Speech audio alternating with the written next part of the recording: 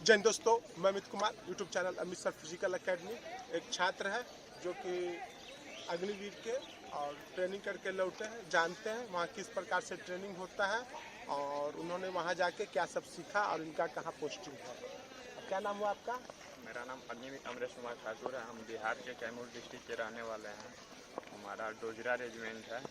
सबसे पहले वहाँ जाने के बाद डॉक्यूमेंट वेरिफिकेशन होता है। वेरिफिकेशन के बाद हमें बैरक मिला। उस दिन बैरक मिलने के बाद जाली कम्बल इशू होता है। इशू होने के बाद सुबह का टाइमिंग था पीटी का। हम लोग 3:30 बजे जगते थे। 3:30 बजे जगने के बाद अपना फ्रेश होते थे। फिर उसके बाद फॉलिंग होते थे। फॉलिंग होने के बाद फिर पीटी राउंड में जाते थे। पीटी 1 घंटे की होती थी। पीटी 1 घंटे के होने के बाद फिर हम लोग वापस अपने बैरक में आते थे। बैरक में आने के बाद फिर फ्रेश होते थे। फ्रेश होने के बाद फिर जाते थे ब्रेकफास्ट करने। ब्रेकफास्ट करने के बाद फिर वापस बैरक में आने के बाद अपना इक्विपमेंट लेके फिर अपने ट्रेनिंग राउंड निकल जाते थे। ट्रेनिंग राउंड में हम लोग छूटते थे 12:40 पे। 12:40 पे छूटने के बाद आते आते बैरक में 1 बज जाता था। 1 बजे आने के बाद अपना फिर हाथ मुँह धो के नहा धो के फिर जाते थे खाना खाने। खाना खाने के बाद फिर आके कुछ समय तक रेस्ट करते थे। 2:30 बजे फॉलिंग होती थी। फॉलिंग होने के बाद आधा घंटा कुछ अपने एरिया का मेंटेनेंस करते थे। फिर 3 बजे अपने निकल जाते थे ट्रेनिंग राउंड पढ़ने के लिए। ट्रेनिंग राउंड से छूटते थे तो फिर चले जाते थे गेम में। गेम करने के बाद फिर वापस आते थे शाम में आने के बाद अगर क्लास होती थी तो क्लास करते थे, नहीं तो फिर स्टडी पीरियड करते थे।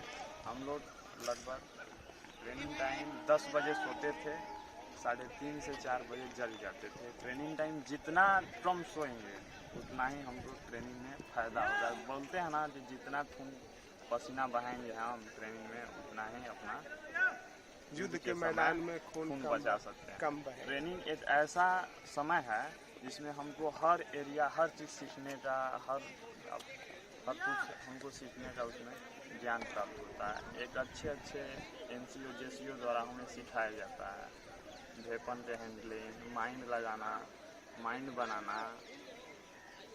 Thank you. अभी आपने देखा बच्चे ने बताया कि इस प्रकार से ऐसे ट्रेनिंग होता है। देखिए, एक बात तो है, अगर आप आर्मी के अंदर ट्रेनिंग कर लेते हैं तो आपका चलने का तरीका, बोलने का तरीका आम इंसान से अलग हो जाता है और अंदर क्या क्या है आप ऐसे नहीं पहचान पाइएगा, नहीं पकड़ पाइएगा। एक आम इंसान के बस की बात नहीं है।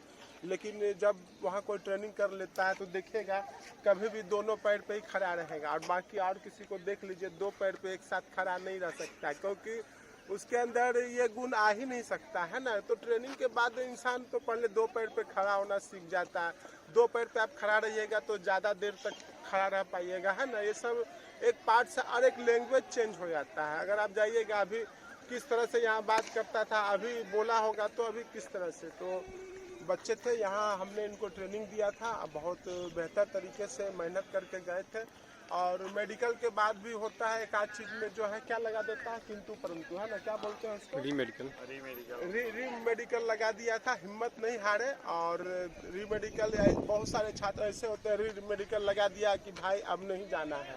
तो ऐसा बात नहीं है। और हम जानना चाहते हैं इनसे कि 60% 70% क्या मतलब आप वहाँ ड्यूटी कर रहे हैं, क्या पता चल रहा है कि अभी आने वाला समय में तो हमको लग रहा है कि परमानेंट ही होगा।